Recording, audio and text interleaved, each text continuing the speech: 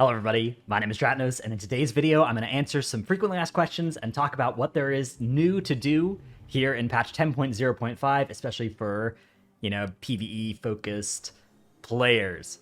So first of all, there's been a talent tree rework. You may notice that your talents are slightly different than they used to be. They may have been reset. If you are interested in just yoinking some builds of people using your spec in different content, the site subcreation.net has been refreshed to now just look at runs this week, and that's for both Mythic Plus and Raid. So mplus.subcreation.net or raid.subcreation.net, you can click through to your spec, and you will see people using talents that are on the current trees. So if you're playing a spec that has gotten more changes in the talent tree, this could be a useful way for you to just quickly kind of see what people are using. I would recommend, of course, trying to get a really thorough understanding of your own talent tree, but especially on alts or something, sometimes you just want to take something out of the box and use it. The Wowhead guides have all been updated, I think, as well with the new talent system as well, so you can go there and figure it out if your spec was one of the ones that got some changes there. There is also this trading post feature that is going to start in February. So if you're wondering about that, wondering what the trading post is, it says ends in 5 days. Oh no, what's happening there? It's just not started yet. It will start in February. This is like a monthly... People are describing it as a battle pass. I don't think that's a really good way to describe it, because I think that conjures a lot of wrong impressions about how it works. But it's sort of like a monthly set of quests that you can do. There's no premium component. It's all just in-game. And you get special cosmetics and stuff from doing that. So that will start in February, though. There's nothing to worry about right now. Now, there's also the Revival Catalyst, formerly known as the Inspiration Catalyst, formerly known as the Creation Catalyst. This is one of the big things that a lot of people are asking questions about. If you're probably one of those people, you probably already figured out how to set it up before I made this video. But if you're not, or if you're in Europe or something and you're starting late, something like that, Watcher Coronos up here at the top of Valdrakken is the place to go to begin this quest line. You take a quest from Watcher Coronos, that sends you over to Tierhold to the Catalyst itself. The Catalyst itself is... It then gives you a quest to fill up a bar.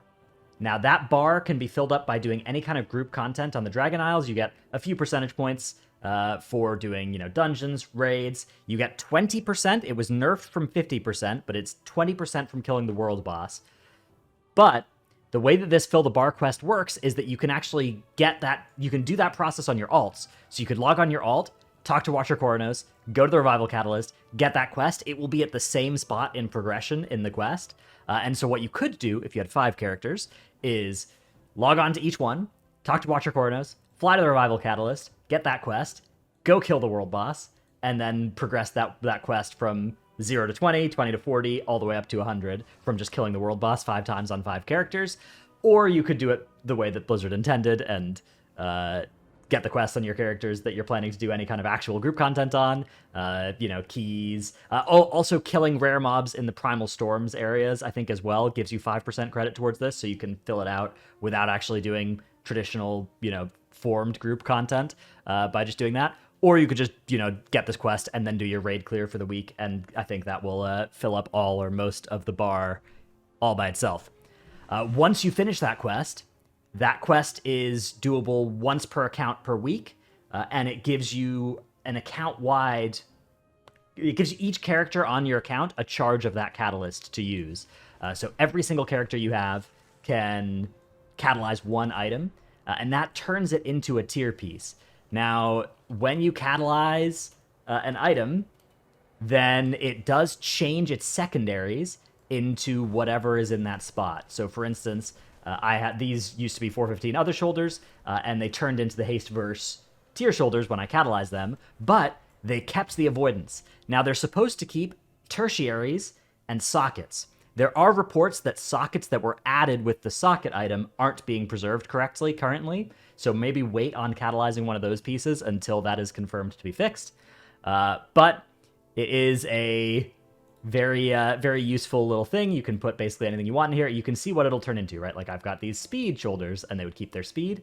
You can also catalyze pieces that aren't in tier slots, and they will turn into specific items that, first of all, have your tier appearance, and that will be Mythic, Heroic, Normal, or LFR appearance based on the item level of the piece you're catalyzing. And they will have a certain preset set of stats. So all warrior boots that you catalyze will always turn into these haste mastery pairs. If you want to look and see what stats there are, there's this Wowhead Guide to the Revival Catalyst. And here you can see the percentages you get towards that quest credit for different things. But here is what the non-tier pieces turn into. So you can see which stats they would turn into and if those are good for you on this page before committing to... I mean, you could also see it on the catalyst itself if you have the piece, but if you're like, hey, should I farm a cloak to catalyze and turn into good stats, you can see what stats your cloak would turn into using that page instead of having to get one for yourself. So that's the catalyst. Sparks of Inspiration are another, or Sparks of Ingenuity, rather, are another thing that people have been talking about. So the Sparks, you can get a quest to get your 5th Spark from the same place as always, the Engine of Innovation. It will send you to Tierhold, where you will be doing a very annoying quest that you can see a lot of people here are trying to do, where you have to find these elite mobs, these Custodial Protectors, Custodial Sentinels, or not Custodial Sentinels, actually, but I think this rare mob that's spawning here does work for it as well, this Ancient Protector. Maybe it doesn't, though.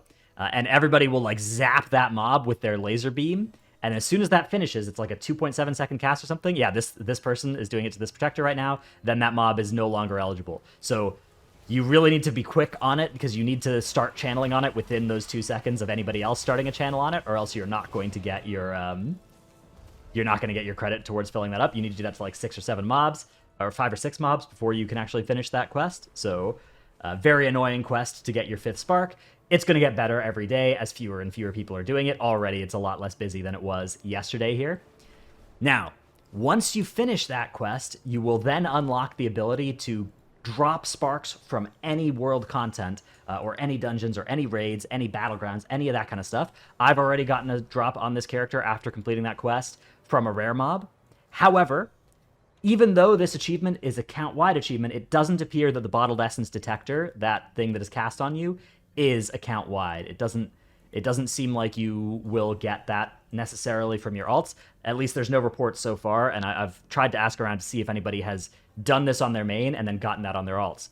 But your alts can get access to this quest that gives you those first 5 sparks and gets that detector cast on you if they haven't done any of the spark quests so far. So any new alts that you create now will be able to get this quest and skip the whole thing. But any alts that have gotten 2 of their 5 sparks already will have to get the remaining 3 out of 5 before then being able to get that essence detector, which means I personally have 3 Halls of Infusion runs in my future that I'm not especially excited about.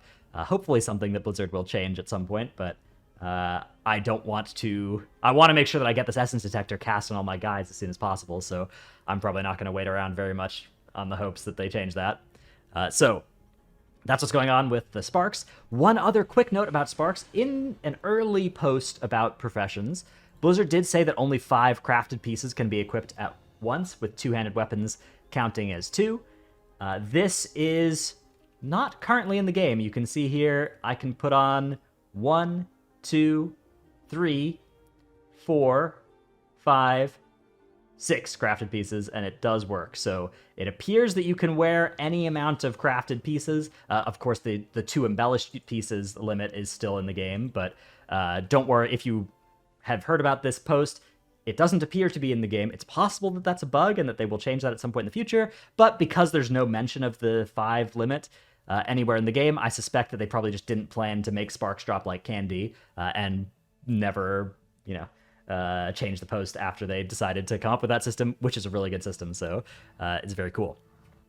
Other changes that we're looking at right now, there are BOEs. The Mythic BOEs are now available from the raid. If you're interested, there's a post here that shows you which pieces are available from the raid. These can drop with tertiaries, and in eligible slots they can drop with sockets as well. So something like a socketed avoidance Emissary's Flamerot Seal is a very good thing. Let's see what we've got on the old Tyke auction house.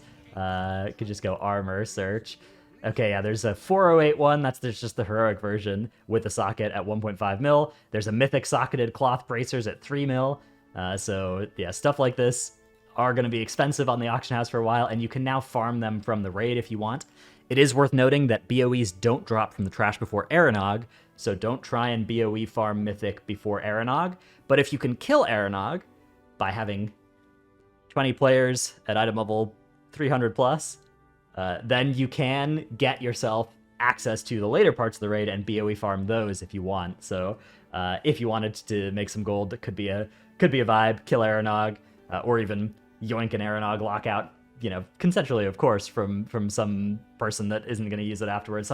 Somebody that goes like a 2 out of 10 or 2 out of 8 pug, just keep using that lockout to farm more BOEs. That could be a way to make quite a bit of gold, potentially. Okay. The final thing that is changing, is actually not live yet, is score from M+. Blizzard clarified this going live next week, so it's not live yet, but any keystone higher than 20 that you deplete will give rating as if the dungeon was a 20. This is a nerf that, in my opinion, is very good. It does have a side effect of potentially if you are just at the 2400 mark, you may end up seeing your score get dropped below 2400 by this, and that would suck because you need that to upgrade your items, but you're probably only 1 or 2 keys away from fixing that, if that is true for you. This is really nice, though, for people pushing rank 1 score title, because when there are dungeons like Shadow and Burial Grounds, Quarter Stars, or Mechagon Junkyard, this was what we had last season, in the pool, the meta for getting a title quickly devolves into running a boatload of keys, timing or 2-chesting or 3-chesting any of the Junkyards, Burial Grounds, or Quarter Stars that you turn into, and then you have 40% of the timer in whatever the key turns into. You can do a slow and safe and boring deplete of that keystone and get score from it, right? So it's like, last season it was like 2 chests of 29 Junkyard, and then you can deplete a 31 Gambit 40% over the timer, right? So you have 12 extra minutes in there. You can pull very slowly, very safely, as long as you just don't wipe, but you don't need to do any actually hard pulls. You could just pull the dungeon 1 pack at a time, and you can get there with 40% over the timer, and you can get more score than you would get by timing a 29, which actually timing that dungeon at that key level was, you know, harder and interesting. So that is a change now that is no longer going to be a good strat. It's no longer going to be about doing a bunch of keys, depleting whatever the Shadow and Burial Grounds and Quarter Stars turns into, and getting that on your scorecard. And I personally, this makes me much more interested in potentially pushing score this season for title. Last season, I pushed for title, and let's see, we can see how many of my keys ended up being depletes on my score, but it was quite a lot of them, and I wasn't especially happy with how that kind of incentive was set up. Yeah, okay, so you can see here's my score from last season that this got me title. 1, 2, 3, 4, 5, 6, 7. 7 out of my 16 keys were depletes, and that, yeah, was not. I had a lot of negative feelings about, like you see, I got more points from this 30 deplete than from this 28 in time. The 28 in time was way more fun and exciting to actually do than just defleeting the 30. 10 minutes over, 53 over by 11 minutes and 7 seconds, and that was worth more points than this. So this is a very good change for that purpose, in my opinion, and will make the... first of all, it will make it so that people can't buy their title as easily by just buying depleted keys, and I think that's probably good. You can still potentially sell title if you're really good, but you have to be like really, really good and sell timed keys, basically. That's gonna be really tough. That's gonna probably require some like coaching and skill from the person that you're buying, that's buying, rather than just full 4-manning the dungeon, which you could do for depleted keys. So yeah, that is, I guess, the summary of changes that we're seeing, things that might be relevant to you here in 10.0.5. Hope you've enjoyed this video. Let me know what you think in the comments below. Let me know if there's anything that I missed or anything that you're seeking clarification on, and hopefully somebody else might be able to come in and answer it, or maybe I will if I come and look at the comments, which I've been trying to do recently, but I can't make any promises. Thanks for watching. See you in the next one. Bye.